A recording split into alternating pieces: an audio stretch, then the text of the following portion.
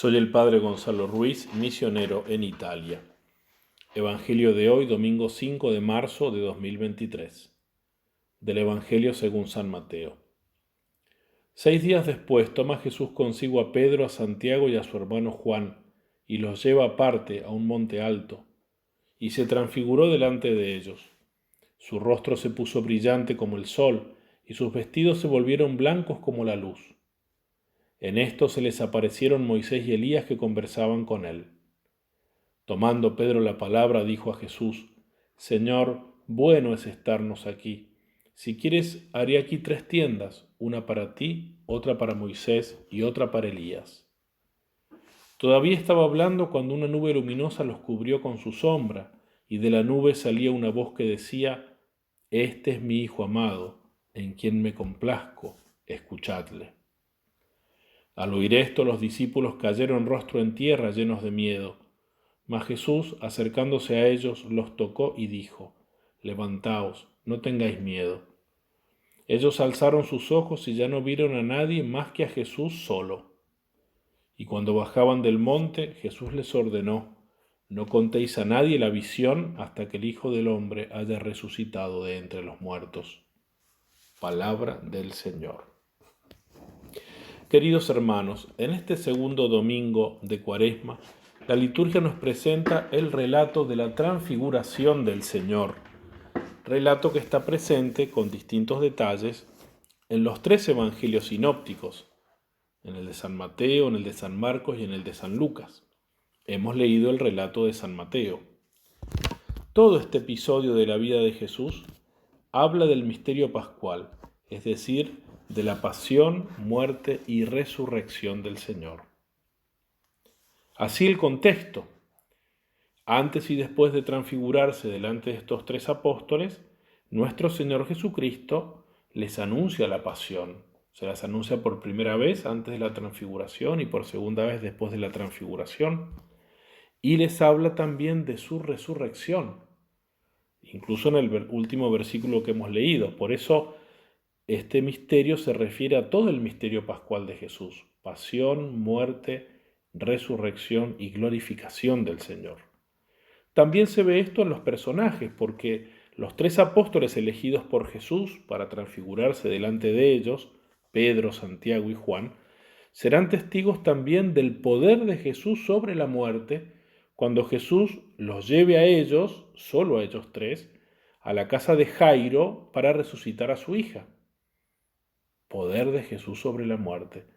Pero también serán los 3 testigos de la debilidad humana y de la fragilidad del Señor, cuando le verán sufrir en el huerto de Getsemaní antes de entrar en su pasión. También los personajes que aparecen hablando con Jesús, que representan todo el Antiguo Testamento, Moisés y Elías, Moisés la ley y Elías el mayor de los profetas según el libro del Eclesiástico, representan a toda la Sagrada Escritura antigua que se refería a Jesús y encuentra todo su cumplimiento en él, particularmente en el misterio pascual. Además, la conversación que tienen Jesús con Moisés y con Elías. Jesús está mostrando su gloria, su humanidad transfigurada, esplendorosa, pero al mismo tiempo, y esto lo relata solo el evangelista San Lucas, está hablando con Moisés y con Elías de la salida de Jesús de este mundo que debía cumplirse en Jerusalén, es decir, del misterio de su pasión y de su muerte. Además, el cuerpo, la humanidad de nuestro Señor Jesucristo se ve gloriosa, transfigurada, solo por un momento. Y esto muestra que Jesús aún no había sido glorificado mediante su misterio pascual, como enseña el evangelista San Juan, que llama glorificación a la pasión de Jesús. Pero al mismo tiempo, este hecho de esta transfiguración temporal de la humanidad de Jesús indica otra cosa, indica que Él quiso ocultar su gloria, Él quiso ocultar su divinidad, que debería haber sido este estado glorioso prácticamente su estado natural, al estar la sagrada humanidad del Señor unida a la persona del Verbo, unida a la divinidad. Pero Él quiso ocultar esto, y lo quiso hacer para permitir que su humanidad pudiese sufrir la pasión.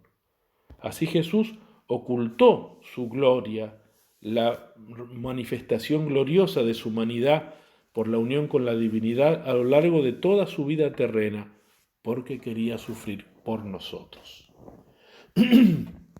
Por eso la pasión y la muerte de Jesús, como está revelado en tantos otros textos de la Sagrada Escritura, y como lo indica la misma realidad, son dos hechos inseparablemente unidos, que constituyen un misterio, el misterio pascual del Señor. No se puede hablar de la resurrección sin mencionar la pasión, y no se puede hablar de la pasión sin la resurrección, en la que Jesús triunfó sobre la muerte, triunfó sobre el demonio, triunfó sobre el pecado. Así lo afirma también, y de modo muy hermoso, San Pablo en su carta a los Filipenses, cuando está hablando de la humillación de Jesús en la encarnación y de su muerte en la pasión, y dice que por eso, por esa humillación, por ese abajamiento, Dios lo exaltó y le dio el nombre que está sobre todo nombre. Pero podemos hacernos otra pregunta. ¿Por qué Jesús quiso mostrar su gloria a estos tres apóstoles? ¿Por qué la transfiguración? La pregunta tiene una respuesta doble. Una se refiere a los apóstoles, la otra a nosotros los cristianos. Pero la finalidad es siempre la misma. Jesús quiere animar, quiere fortalecer tanto a los apóstoles como a nosotros. En primer lugar a los apóstoles, porque ellos debían ser testigos de la pasión y no debían escandalizarse por la debilidad y el sufrimiento de su Maestro. Jesús quería mostrarles el fin para que debemos alcanzar, la meta que nos espera, como enseña Santo Tomás, es decir, la participación en la gloria de Jesús. Por eso quiso fortalecerlos, quiso fortalecer la fe de los apóstoles, llamados a ser el fundamento de la Iglesia, especialmente estos tres, que San Pablo llamará las columnas en la carta a los Gálatas. San León Magno comenta este pasaje diciendo que Jesús quiso salvarlos del escándalo de la cruz, para que no se debilitara su fe al contemplarle después en su pasión y en su flaqueza. Por eso Jesús, pero Jesús además también quiere animarnos y fortalecernos a nosotros con este misterio, porque su pasión y muerte se realizaron por amor a su cuerpo místico, es decir, a nosotros, a los miembros de su Iglesia. Y la Iglesia, de hecho, el cuerpo místico de Jesús, debe ser santa e inmaculada, dice San Pablo, como su cuerpo transfigurado. Y de hecho así lo será ya en el cielo, lo será en el cielo en la consumación definitiva.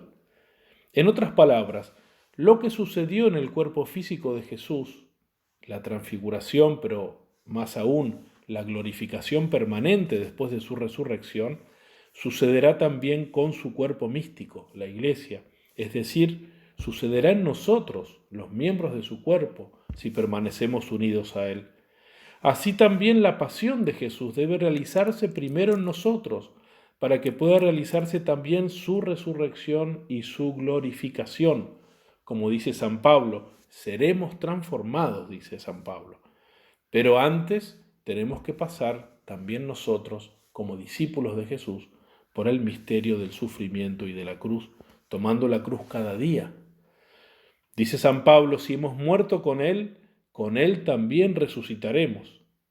Y dice en la primera carta a los Corintios que Jesús resucitó como la primicia de una cosecha posterior, que somos nosotros. Como el primogénito entre muchos hermanos, dice en la carta a los Colosenses y en la carta a los Romanos. Él quiere que lo sigamos hasta la cruz para que podamos estar después eternamente en el paraíso, como nos ha prometido. En la casa de mi Padre hay muchas moradas. Yo voy para prepararos un lugar, y cuando me haya ido y os haya preparado un lugar, vendré otra vez y os tomaré conmigo, para que donde yo esté, estéis también vosotros. Así el misterio de la transfiguración nos enseña este fin, y nos enseña el camino para alcanzar este fin de la vida gloriosa en el cielo. Es el camino real de la Santa Cruz, siguiendo a Jesús, llevándola con Jesús. El misterio de la transfiguración de Jesús entonces debe llevarnos a mantener la mirada fija en Él crucificado, pero también en Él resucitado, en Él que nos espera glorioso en el paraíso, como dice San Pablo. Si habéis resucitado con Cristo, buscad las cosas de arriba, donde está Cristo sentado a la derecha de Dios. Pensad en las cosas de arriba, no en las de la tierra. Queridos hermanos, nada es más fuerte que el amor de Cristo. Nada es más eficaz para nuestra salvación que su sangre derramada en la cruz y el poder de su resurrección gloriosa. Debemos permanecer firmes en la fe, especialmente en las pruebas, en las dificultades, en las tentaciones, en la lucha contra el pecado, en las cruces de cada día, y decidirnos a combatir nuestros vicios, nuestras miserias, a convertirnos, y este tiempo de Cuaresma tiene gracias especiales para ello. Convertirnos aunque eso implique renuncias y cruz. Confiemos y creamos en Él, que se hizo hombre para compadecerse de nuestra debilidad, pero es Dios y nos comunica su fortaleza y su victoria si permanecemos unidos a Él. Y obedezcamos a su palabra, como nos lo manda la voz del Padre que se escuchó en el monte Tabor. Este es mi Hijo amado en el que me complazco, escuchadle. Que el misterio de la transfiguración de Jesús nos ayude a mirar con ojos de fe y esperanza todas las dificultades y luchas de la vida. Aprendamos de algún modo a transfigurar toda nuestra existencia, haciendo nuestra la enseñanza de San Pablo. Los sufrimientos del tiempo presente no son nada comparados con la gloria futura que se manifestará en nosotros. Y que María Santísima nos regale su mirada sabia sobre nuestros sufrimientos e imprima en nuestros corazones las palabras del Apocalipsis.